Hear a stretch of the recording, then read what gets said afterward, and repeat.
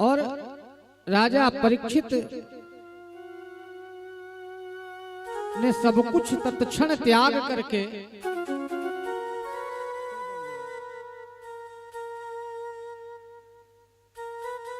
और गंगा जी के तट पर परीक्षित महाराज आ गए।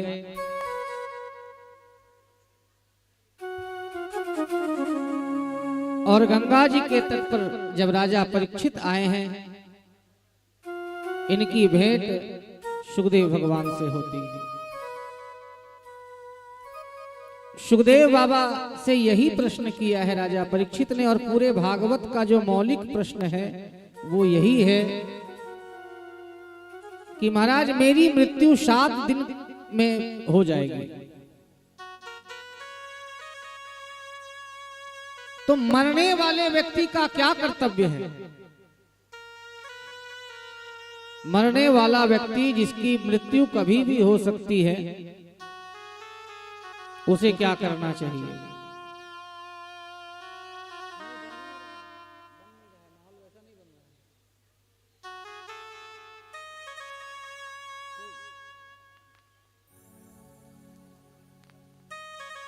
और देखा जाए तो संसार का सबसे बड़ा सच यही है कि हम लोग जीवन जीने के लिए दिन रात प्रयास करते हैं। उपाय जितनी प्लानिंग हमारी होती है वो जीवन जीने के लिए होती है। 40 साल के बाद ये करेंगे, 50 के बाद ये करेंगे, ऐसा पूरा ऐसे हम जीवन में तैयारी करते हैं जैसे 100-200 साल के लिए हमें जाना नहीं पड़े।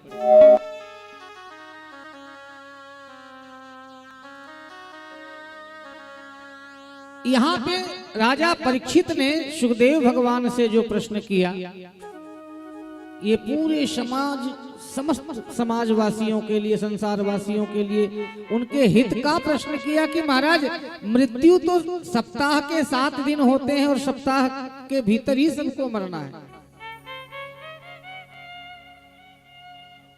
तो क्या किया जाए?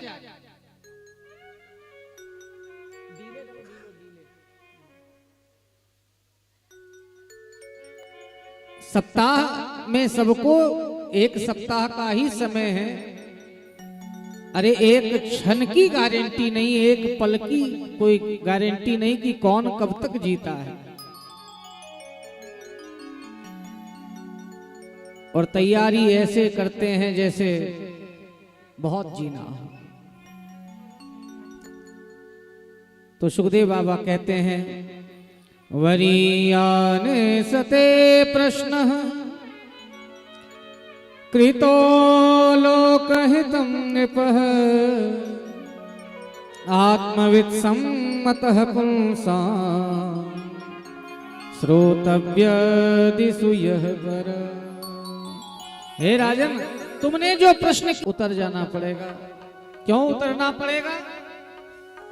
आगे से किसी और का है, आगे से किसी और का उस डब्बे में रिजर्वेशन है, आप खाली करोगे दूसरा चढ़ेगा।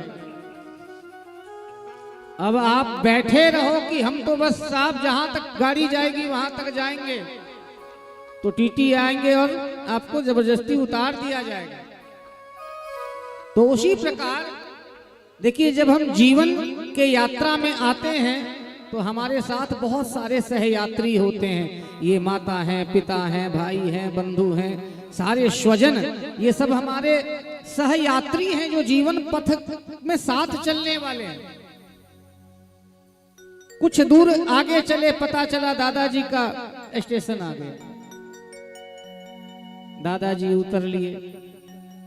अब क्या जीवन रूपी यात्रा से एक सवारी कम हो गया। इधर बहू को बेटा हो गया तो एक नया यात्री हमारे जीवन की गाड़ी में ऐड हो गया। फिर कुछ दूर चले तो पिताजी का नंबर आ गया, पिताजी उतर लिए, उनका स्टेशन सफर समाप्त। बहू को बेटा हो गया या बेटे का विवाह हो गया तो एक नए, या तो जीवन ये रेलगाड़ी की तरह है, कब किसका स्टेशन कहां आ जाए, कब किसकी यात्रा कहां समाप्त हो जाए।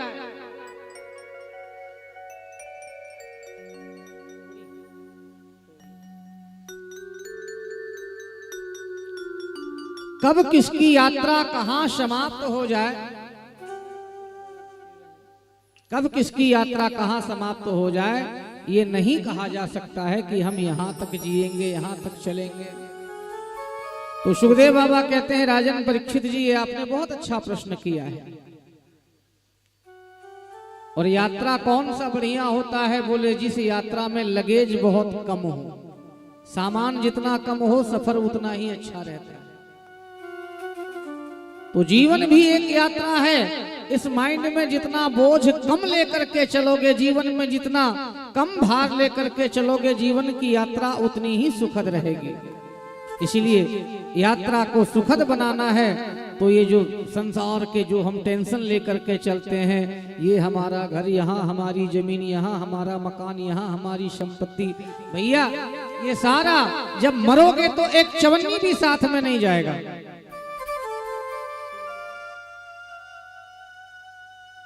एक चवन्नी भी साथ में नहीं जाता है। जितासनो जितश्वासो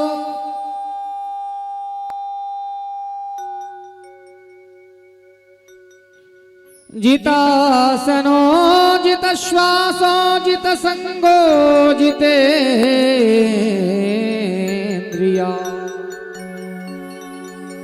स्थूलो भगवते रूपे मन संधारे दिया। परीक्षित, चार बात का ध्यान रखना जीवन में। कौन सा बात? जीवन में यदि मोक्ष चाहते हो, कल्याण चाहते हो, यदि पशु की तरह चले जाना है, तो ऐसे लोगों के लिए कहा गया है स्वविडबराहोष्ट्र खरे संस्तुतः पुरुषः पशुः न यत्कर्ण यथा पेतो जातु नाम गदाग्रज। देखिए, बोले ऐसे लोगों को बार बार धिक्कार है जो मनुष्य जन्म तन पा करके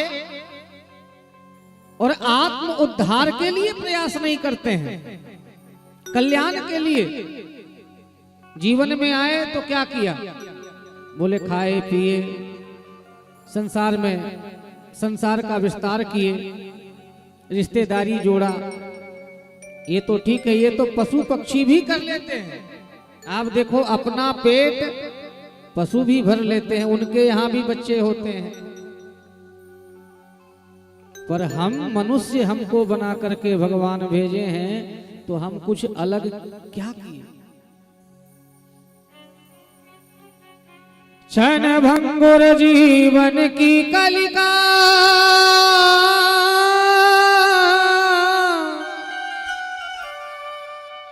कल प्रात को जाने खिली न खिली। भैया ये शरीर जो है, क्या पता कि रात में सोए सुबह उठोगे भी कि नहीं। बोलो राधे राधे, जरा जोर से बोलो। क्या पता कि कल सो करके प्रातः काल उठते भी कि शरीर में चेतना है कि नहीं। तो ऐसे लोगों के लिए कहा है जो केवल और केवल अपने घर गृहस्थी का बोझ ढोते जीवन बिता देते हैं, ऐसे लोगों को सुखदेव भगवान डांटते हुए कहते हैं स्वविडबराहोष्ट्र खरे संस्तुतः पुरुषः पशुः। जो लोग जीवन भर घर गृहस्थी का बोझ केवल ढोते रहते हैं, ऐसे लोगों के लिए सुखदेव बाबा कहते हैं कि ये कैसे हैं लोग। बोले सबसे पहले स्वविड, शूकर की उपाधि दिया है। जो गांव का सुअर होता है, शूकर होता है, बोले ऐसे लोग, देखिए शूकर की उपाधि क्यों दिया? उसे गंदगी ही पसंद है। यदि आप उसको शूकर को कहोगे कि चलो बढ़िया अच्छा सा आपको व्यवस्था करके दिया जाए, आप रहो, तो वो रह नहीं सकता। एक बार की बात है, जब भगवान हिरण्यकश्यपु का वध किए और प्रहलाद को दर्शन दिए, तो प्रहलाद जी से बोले बेटा चलो बैकुंठ। प्रहलाद ने कहा प्रभु अकेले नहीं जाएंगे। तो बेटा अकेले नहीं जाओगे तो कौन किसे लेके जाओगे? बोले सबको लेके चलो, जितने संसार में हैं सब, सारे जीवों को बैकुंठ दे दीजिए। भगवान ने कहा बेटा बैकुंठ सबके लिए नहीं होता है। क्यों महाराज? बोले इसलिए सबके लिए नहीं होता है क्योंकि जो सत्कर्म करते हैं बैकुंठ ऐसे लोगों के लिए होता है। बोले नहीं, यदि मैं तभी चलूंगा जब आप सबको लेकर के चलोगे। भगवान परेशान हो गए। ठीक है, भगवान ने कहा जो चलना चाहे बैकुंठ उनको ले आओ, हम ले चलेंगे बैकुंठ। प्रहलाद जी गए, भैया चलोगे बैकुंठ? अरे अभी तो किसान के पास जा करके, नहीं अभी तो फसल लगाया है, काट लूं, और अभी हमारी उम्र ही क्या है बैकुंठ जाने की, जाओ तुम हो आओ। एक धोबी के पास गए, भैया तुम बड़े दुखी हो, बहुत मजदूरी करते हो, चलोगे बैकुंठ? उसने कहा नहीं अभी तो बहुत कपड़े लेकर के रखे। पूरे चक्कर लगा करके प्रहलाद जी ने देख लिया, पर बैकुंठ जाने के लिए कोई तैयार नहीं हुआ। प्रहलाद जी को लगा गांव के नाले में एक सूकर लेटा हुआ था, कीचड़ में सना हुआ। प्रहलाद जी को लगा ये दुनिया का सबसे दुखी व्यक्ति है, इससे बड़ा दुखी व्यक्ति कोई नहीं हो सकता है। देखो बेचारा गंदगी में लेटा है, पूरे शरीर में कीड़े लगे हुए हैं, नाले का पानी आ रहा है। बोले भैया उठो, चलोगे? चलो। कहाँ? बोले बैकुंठ। क्या होता है बैकुंठ? बोले बहुत बढ़िया जगह होता है, स्वर्ग है, आनंद ही आनंद है। तो बोला चलूंगा, एक शर्त है, पहले ये बताओ वहां ऐसा कीचड़ मिलेगा? बैकुंठ तो चले चलूंगा, पर वहां ऐसा कीचड़ मिलेगा क्या? प्रहलाद जी माथा पकड़ लिए कि धन्य है, इसके लिए तो यह कीचड़ ही स्वर्ग और बैकुंठ के बराबर है, क्योंकि इसी में रहने की आदत हो गई इसे। तो उसी प्रकार संसार के मोह बंधन में हम ऐसे फंस जाते हैं, ये संसार ही हमें सब कुछ अपना लगने लग जाता है।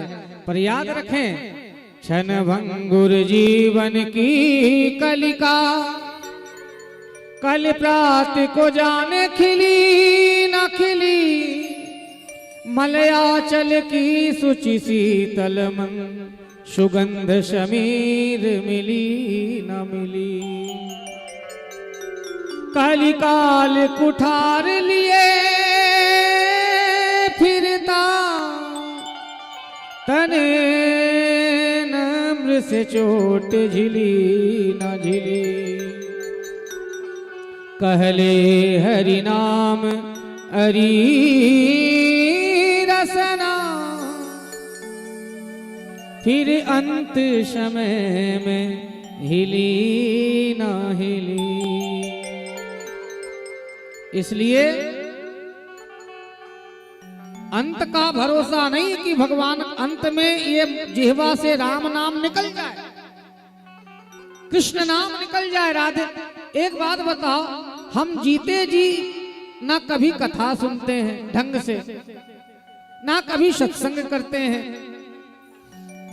ना कभी भगवान का भजन करते हैं, नाम जप करते हैं, तो भगवान तुम्हारे किस गुण पे तुम्हें मिलेंगे? इसलिए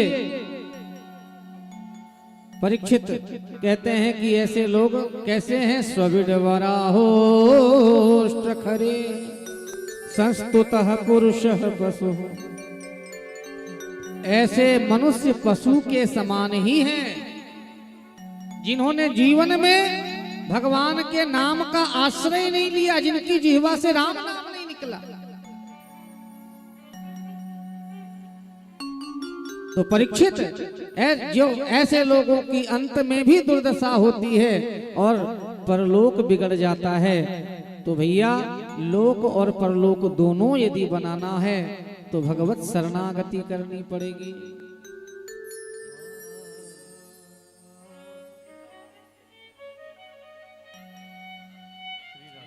चार बातों का ध्यान रखें। क्या आप सभी के लिए सुखदेव बाबा राजन परीक्षित से कह रहे हैं, जितासनो जित श्वासो जित संगो जितेंद्रिया, कि सबसे पहले अपने आसन को जीतो। जितासनो, वही व्यक्ति भगवान को पा सकता है जिसके आचार विचार संयमित हो। पहले आसन को जीतो। 3 घंटा 4 घंटा यदि कथा सुने तो हमें ये न लगे कि हमें प्यास लगी है। देखिए कथा भी सुनो तो एक आसन में बैठ के जो कथा सुनते हैं एकाग्र चित्त से, यह भी एक अनुष्ठान ही है। उसका फल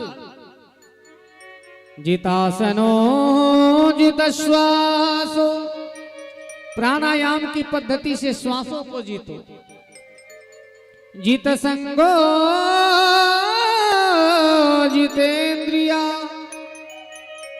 संगति को जीतो।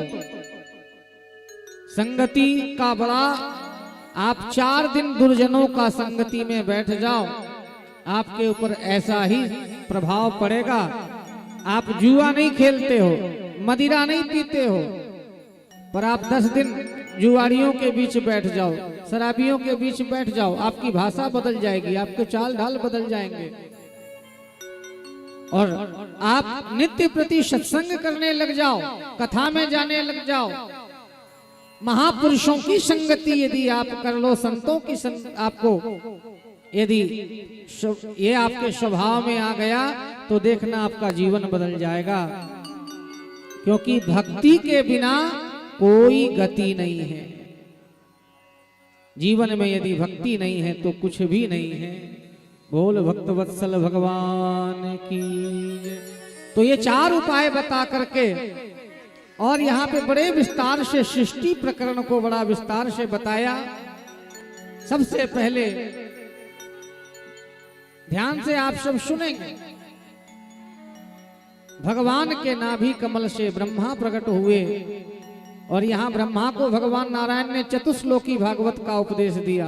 अहमेवा शमेवाग्रे नान्यादि यद सत्सत्परम पश्चादहम यदे तच्चयो वशिष्ये तसोस्मि। हे ब्रह्मा जी, ये संसार को जिसने बनाया सब कुछ मैं हूं, भगवान के अलावा ये संसार में कुछ भी नहीं। आप यदि कथा सुन रहे हो बैठ करके, आपके पैर यदि उठ करके चल करके इस पांडाल तक आ रहे हैं तो ये हमारे ठाकुर जी की मर्जी है। नहीं तो आप अपनी मर्जी से आप एक पैर नहीं उठा सकते हो। तो ये कृपा ही समझना। यहां ब्रह्मा जी से कहते हैं अहमेवा समेवाग्रे नान्याद्यदि सत्परम। बनने वाला संसार में मैं हूं, बनाने वाला मैं हूं, इसलिए आप भ्रमित मत हो।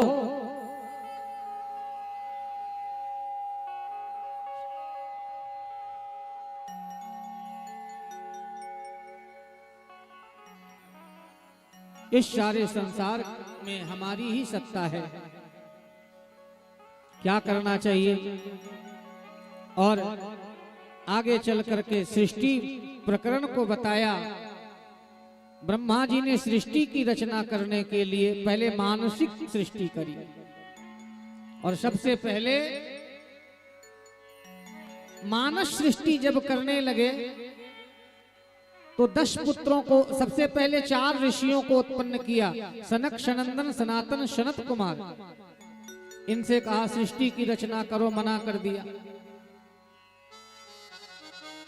तो क्रोध में आकर के ब्रह्मा जी को बड़ा क्रोध आया कि पहले संतान और मना कर दिया। इतना क्रोध आया कि ब्रह्मा जी की भ्रुकुटी का भेदन करके भगवान शिव प्रकट हो गए, रुद्र प्रकट हो गए। बोल शंकर भगवान की। भोले बाबा से कहा सृष्टि करिए। कहा ठीक है करते हैं पिताजी। तो भोले बाबा भूत प्रेतों की सृष्टि करने लगे। भोले बाबा ब्रह्मा जी ने देखा कि ये भूत प्रेतों की सृष्टि हो जाएगी तो ये सृष्टि चलने वाली नहीं। बोले बेटा बंद कर दो, जाओ भजन करो, जो आज्ञा पिताजी, तुम रहने दो। भोले बाबा निकल लिए। अब 10 मानस पुत्र उत्पन्न किए। मरीच, अत्रि, अंग्रिशा, पुलत्स, पुलह, कर्तु, भृगु, वशिष्ठ, दक्ष और 10वें नारद जी। इनसे भी जब सृष्टि नहीं हुआ, बहुत प्रकार की सृष्टि नारद जी करके थक गए। अंत में विचार की मुद्रा में खड़े थे। इनके शरीर का 2 भाग हुआ, एक पुरुष का, दूसरा प्रकृति स्त्री का। और वहीं से मानसिक जो महाराज मनु, वहीं से मनुष्यों की सृष्टि, नर और स्त्री, यहां से मनुष्यों की सृष्टि आरंभ हुई। और महाराज मनु के संतान होने के कारण हम सबों का नाम मनुष्य पड़ा। बोलो राधे राधे। अब एक समस्या यह हुई कि महाराज मनु शत्रुपा सृष्टि करें तो करें कहां। पृथ्वी को चुरा करके हिरण्याक्ष नाम का दैत्य रसातल में ले गए और तत्क्षण भगवान वराह के रूप में प्रकट हुए। बोल वराह भगवान की। और रसातल में जाकर के हिरण्याक्ष नाम के दैत्य का वध करके पृथ्वी का उद्धार किया, पृथ्वी को यथा योग्य लाके स्थापित किया। और तब मनु महाराज से 3 बेटियां और 2 बेटे हुए। बेटियां आकुति, देवहूति और प्रसूति, और बेटे प्रियव्रत और उत्तानपाद। तो अब आइए हम कथा सुनते हैं।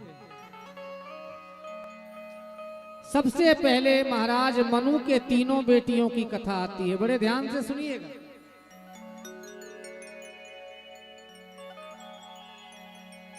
बड़ी बेटी आकुति का विवाह रुचि प्रजापति के साथ हुआ, जिनके यहाँ आगे चल करके साक्षात यज्ञ नारायण भगवान प्रकट हुए। बोल यज्ञ नारायण भगवान की जय। और दक्षिणा नाम की कन्या से जिनका विवाह हुआ, और पुत्रिका धर्म का आश्रय लेकर के हुआ कि मेरी बेटी से जो बेटा होगा वो ननिहाल में रहेगा, इनका वंश आगे नहीं चला। और इन्हीं के यहाँ यज्ञ नारायण भगवान प्रकट हुए। और यज्ञ पत्नी दक्षिणा, इसीलिए बिना दक्षिणा के कोई यज्ञ पूर्ण नहीं होता है। दूसरी बेटी देवहूति का विवाह करदम मुनि के साथ में हुआ, जिनसे साक्षात कपिल भगवान प्रकट हुए।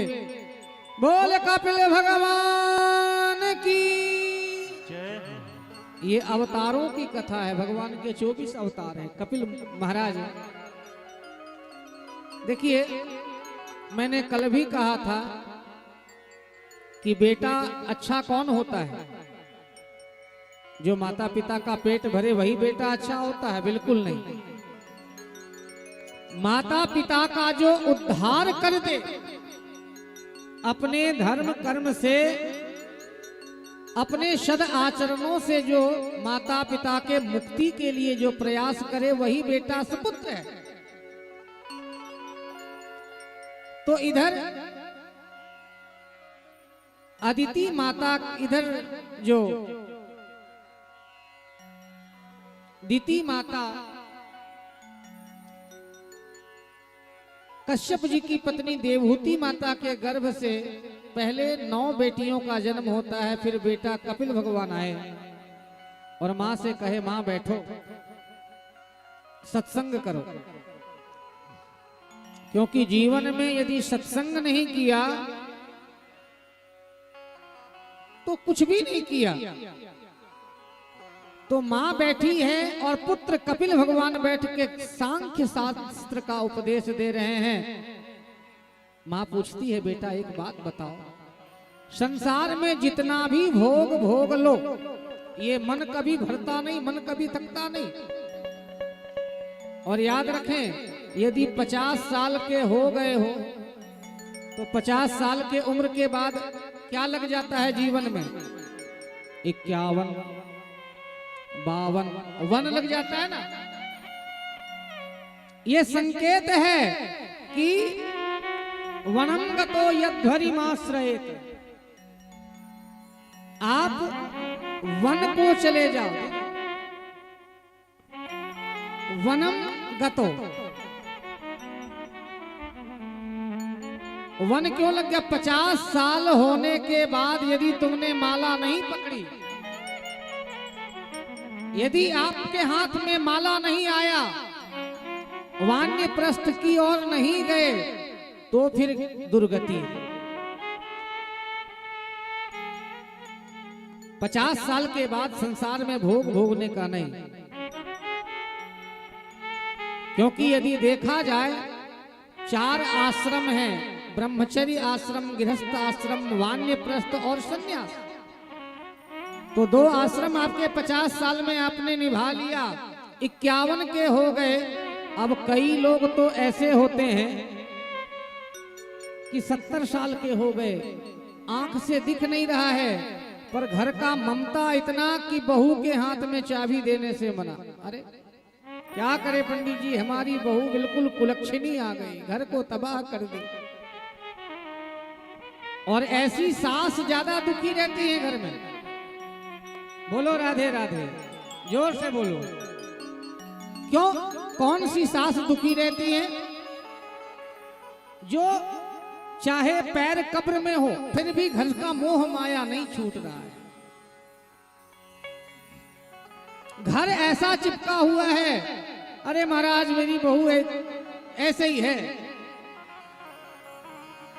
अरे मैया आज नहीं तो कल, कल सारा जिम्मा तो इस बहू के हाथ में ही आना है। तो क्यों मन में बोझा पाल करके, क्यों मन में टेंशन लेकर के आयु कम कर रहे हो? और जो लोग सही समय पे संभल जाते हैं और घर गृहस्थी के बोझ से अपने मन को दूर कर लेते हैं, भगवान की भक्ति में लग जाते हैं। 50 साल हो गया, उसके बाद घर के झमेले में मत पड़ो। ये नहीं कह रहे कि घर छोड़ करके चल दो, घर में रह करके भी हमारा मन घर में न चिपका रहे। ज्यादा घर में मन लगेगा, ज्यादा संसार में रमोगे तो फिर दुर्दशा है। इसलिए मां, कपिल भगवान अपनी माता को समझाते हुए कहते हैं, मां संसार में जितना भी सुख भोग लो मन कभी नहीं भरेगा। इसीलिए जब सही समय आ जाए सारे सुख का त्याग करके, क्योंकि आज आप सुख को छोड़ना नहीं चाह रहे हो, कल तुम्हें जबरदस्ती छोड़ना पड़ेगा, ये छूट जाएगा। कोई चाहता है कि मैं मरूं? संसार का कोई भी व्यक्ति नहीं है जो चाहता है कि मैं मरूं।